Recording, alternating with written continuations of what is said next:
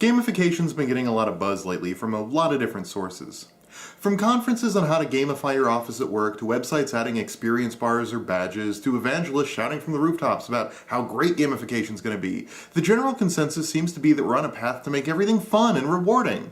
That games will make school and work fun, and the lines between boring, responsible stuff and cutting-edge entertainment will be blurred away to nothing.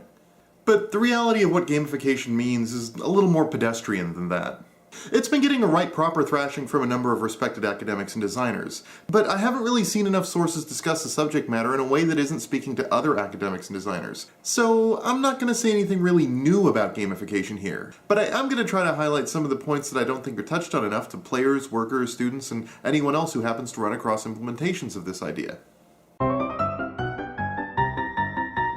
First, let's establish what gamification isn't. It isn't games like Carmen Sandiego or Oregon Trail. Those are actual games created with the intent of using game mechanics and simulations to inform or educate.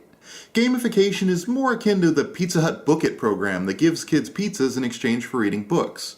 It's effectively the act of slapping an extrinsic and often pointless motivator to an activity in order to entice people to engage that activity longer or more often.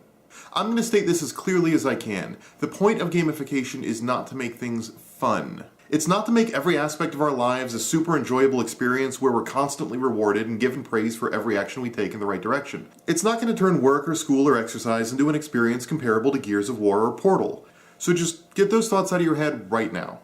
The point of gamification is to exploit instinctive human reactions to basic stimuli in order to get you to do something you otherwise wouldn't do.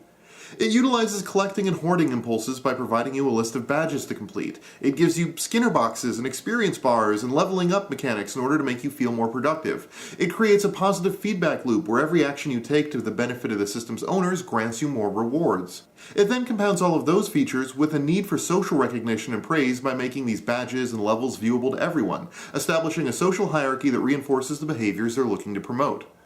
The idea is you take that whole sorted mess of constructs and superglue them to an established system that you want to encourage interaction with. So users start collecting badges and leveling up in order to make their EP feel bigger amongst the other players, while the person who owns the system starts benefiting, either through ad revenue, increased productivity, or whatever.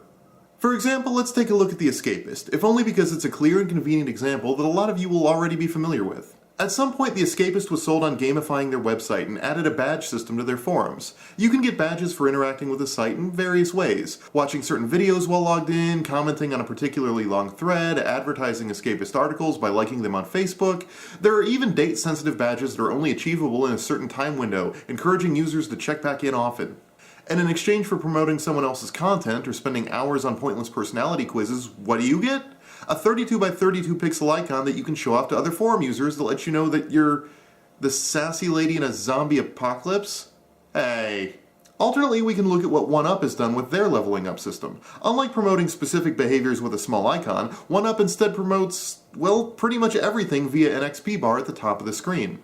This implementation de-emphasizes the social pressure aspects that The Escapist had in favor of a positive feedback loop. Just about any interaction with the site earns you points and fills your bars, so you're compelled to keep posting in the forums or updating your blog because you're always gaining something. My point is that in both examples, users are being manipulated by content owners to do things they wouldn't otherwise normally do. Not because they're so thoroughly engaged with these little games that they can't tear themselves away from the computer desk, but because they're following gut instincts to fill bars and collect collectible things. It's like a dog chasing a laser pointer. It's just following predatory instincts and will walk away empty-handed every time. Gamification doesn't engage users, it manipulates them, which brings me to my next point. Okay, so just a little warning up front.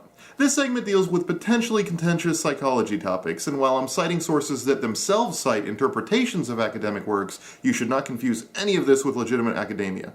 Are we clear? I don't want any angry emails from any psychologists. That out of the way, former Maxis programmer and current Spy Party developer Chris Hecker did a Game Developers Conference talk on achievement and player motivation. It covered the topic far better and more thoroughly than I ever could hope to in my spare time here in Errant Signal, and I sincerely hope you go watch it. But in summary, Hecker found that after doing a lot of research and reading up on psychology papers and published books, that academia generally agrees on only 2 points regarding motivation. Specifically that for tasks that are inherently interesting, 1. Tangible expected conditional rewards reduce free choice intrinsic motivation, and 2. Verbal unexpected informational feedback increases free choice and self-reported intrinsic motivation. In other words, declaring up front that someone will get a tangible reward for interacting with a system in a certain way reduces that system to a means to an end. On the flip side, unexpectedly getting a verbal or informational reward encourages interaction with the system for its own sake. Say you're playing Gears of War and you're trying to grind the kill 100 dudes with a shotgun achievement. You're not really playing to win or to enjoy the act of playing Gears of War, you're just trying to grind shotgun kills. The game itself is what stands between you and the achievement notification you're after. However, say another night you're playing a game of Gears of War online and after the match is over, someone complimented how well you played. Odds are that unexpected praise will drive you to want to play the game for its own sake, and while the shotgun grinding might keep you around until the achievement is unlocked, it doesn't promote an intrinsic interest in playing the game the way the praise would. My point is that gamificating something with extrinsic motivators doesn't necessarily improve user interaction or genuine interest.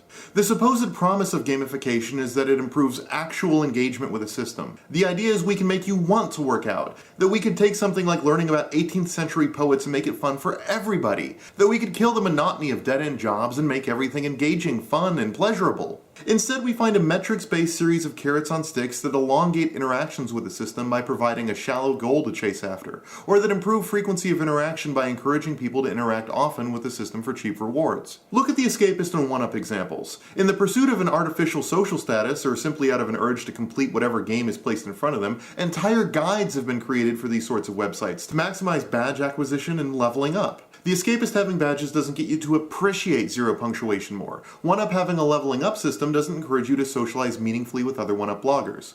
So why do these websites bother to do it to begin with? When the internet first made it big, marketers convinced everyone that every business needed a website. It didn't matter if you were Coca-Cola or a local car dealership. Everyone needed to be in on this internet thing. And it turns out we have a small army of graphic designers ready to set you up with a website for a nominal fee. Then they convinced everyone that businesses needed a social media presence on Facebook or Google+. And if you act now, we can get you a product page on every major social media outlet with a guaranteed number of built-in subscribers. Then businesses were told they desperately needed a Twitter account to keep everyone up to date about sales and dealings. Why wait for consumers to get the talking points of a press release relayed to them when you can tell it directly to them in 140 characters? And you can hire our professional tweeters who can ensure high numbers of followers and a professional level of posting to maximize exposure to your target demographics. And now you simply can't afford to be left behind in the gamification space. And we have just the API to turn your web form or blog into an interactive, social, synergistic shared experience. Call today! Some freelance game designers and office management strategy types are real keen to sell businesses on the idea that gamification is awesome because it's one more piece of the digital business package they want to sell. And just like you can slap some custom CSS onto a WordPress blog and claim you're giving a company a digital presence, their goal is to have a suite of gamification APIs for websites and forums to enable the idea that social Skinner boxes fill the gamification gap that they themselves invented. And office managers and website owners are keen to listen because it sounds like a panacea. Companies that sell gamification packages trot out statistics that show that users on gamified websites stay marginally longer, or that workers are moderately more productive at offices that are gamified than those that aren't. They demonstrate that gamification works because in a narrow band of what interacting with a system means, the results were slanted slightly in favor of the people running the system. Those are the results they're selling. All that fluff about changing the world was just the hook to get you interested. In short, gamification is an exploitative series of shallow psychology tricks that have virtually nothing to do with game design, sold to owners of systems to manipulate users of those systems into behaving a way the owners want. Georgia Tech professor Dr. Ian Bogost, who among his many accomplishments has written such essays as Gamification is Bullshit, has proposed that critics of gamification attempt to rebrand the concept to exploitationware. He argues that fighting back against the marketing blitz promoting gamification with a term that lays bare what the concept really is designed to do will help people see past the idea of gamification as a magical fun-making machine. And while I fully agree with the sentiment, and I'm a big fan of Dr. Bogost's work, I can't help but think this is the equivalent to calling Microsoft $M$. Yes, there are reasons that exploitationware is arguably a more honest term, but we should be arguing those reasons and not just petty name calling. Plus, I mean, honestly, gamification is a stupid enough name already. I've never had to say gamify until this video, and I feel brain cells dying every time that I do. What we really need to do is educate people, from the users of systems who will have to endure this sort of rubbish to the website and business owners who might be swayed by the siren song of a good marketing department. We need to make sure everyone is aware of how gamification works, or more specifically, how it doesn't.